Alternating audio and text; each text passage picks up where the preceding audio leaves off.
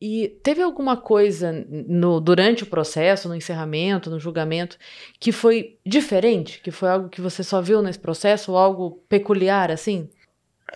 Como é que eu vou explicar? A gente via assim, que o Daniel era uma pessoa que já demonstrava desde a época um certo arrependimento, né? Tipo assim, que merda eu fiz. E ela, que era a filha, não demonstrava nada. Parecia que essa situação que ela estava lá como se fossem julgá-la e me botasse eu para sentar na cadeira do réu. Então, pô, não é nada comigo.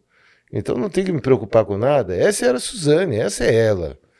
Então, então ela é muito indiferente a tudo que está acontecendo do seu lado. Ela consegue, não vou dizer nem autocontrole, porque ela, em termos de sensibilidade, emoção, ela é desse zero. Ela não tem o que controlar, na verdade, exatamente, né? exatamente. Eles romperam logo? Como casal?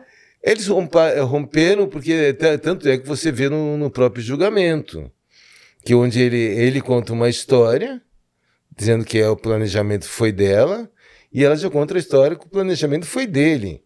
Pelas leis brasileiras, o réu pode mentir. Não é crime, não é perjúrio.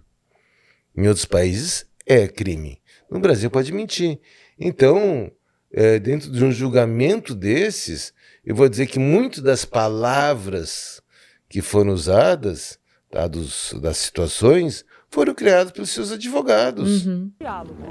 Ele orienta a Suzane a chorar na entrevista. Sim. Entende? Eles podem mentir, não é crime. Então conta a história que ele quer. Tem situações... Eu assisti os 2 filmes. Não assistiu o terceiro? O terceiro ainda não. Preciso assistir. Preciso assistir. Mas uma coisa que eu notei é que, assim...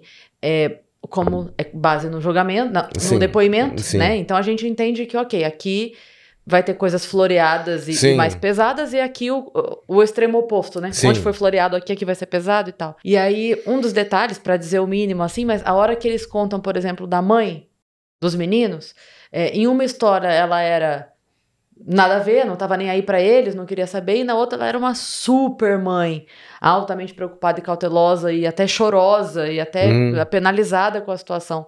E aí eu lembro, tô dando um detalhe meio que, quase bobo da história toda, mas eu lembro de ter pensado assim, não é nenhuma coisa nem outra, é só uma mãe normal, não é nem tipo assim uma super mãe altamente carinhosa e cautelosa, e nem uma nada a ver que não tava nem aí, sabe? É que assim, o que acontece? Isso aí é coisa dela ou foi coisa de advogado? Pois é.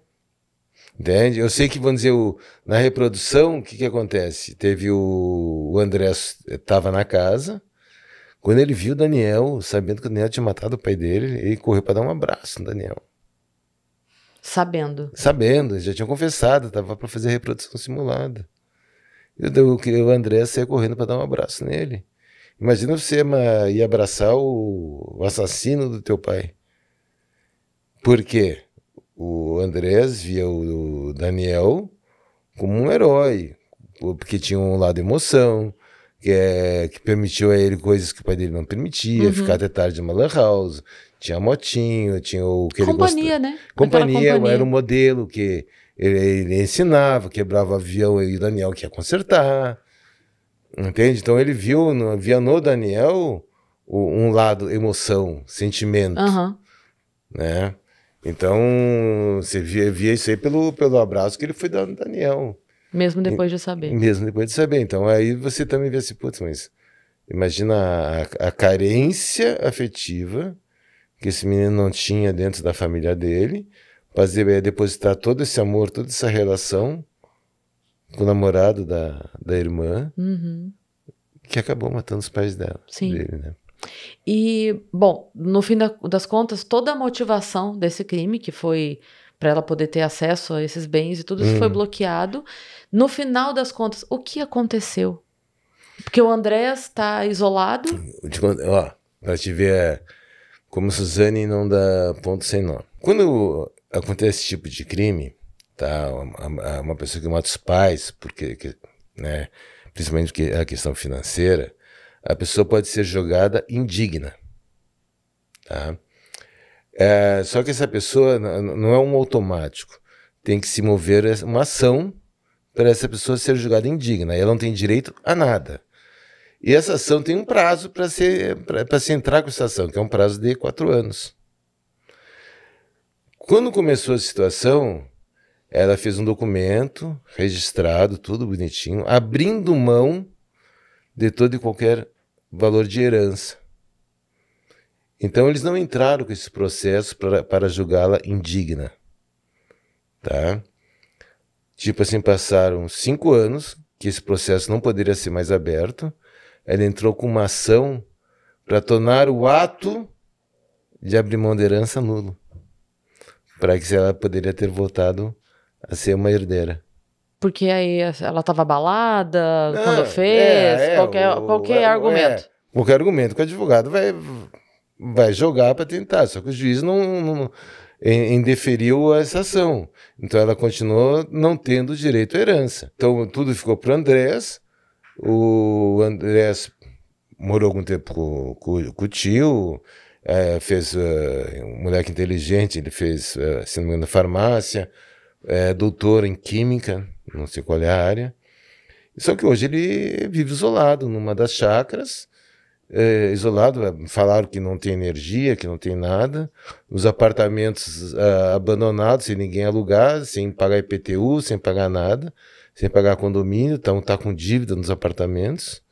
Um apartamento já teria sido invadido e o moleque está completamente perdido, isolado no mundo. Então isso aí sim é uma vítima que está, vamos botar assim, abandonada. Uhum. Então acho que deveria ter ir para algum lugar com uma clínica, com psicólogo, psiquiatra, para fazer ele voltar a uma realidade, que hoje ele está fora da realidade. E acabou ficando sem nenhum entorno, né? Porque foi pai e mãe, não tem como cuidar. A irmã, que seria a irmã mais velha, que teoricamente é a pessoa que, quando os pais faltam, tá ali, foi a mandante. Então, assim, ele não tem absolutamente ninguém para agir. Sim, ele tá sozinho, tá abandonado. Ser uma pessoa que precisa de uma ajuda. Uhum. Tem uma ajuda profissional legal. E é difícil, porque dele dificilmente vai partir. Sim, né? não, dele não vai. Tem que ser algum parente que resolva, acredito, né? Tenho ideia, inicialmente numa clínica, que ele começasse a ter um acompanhamento. Porque daí já adulto também precisa aceitar, né? Ele precisa aceitar, porque ele não pode ser internado à revelia, porque ele não oferece perigo à sociedade, né? É complicado. É complicadíssimo. Então, mesmo pro bem dele, é difícil agir. Exatamente, não pode ser forçada. Uhum. Então, só vê ele se afundando. O que vai virar do menino...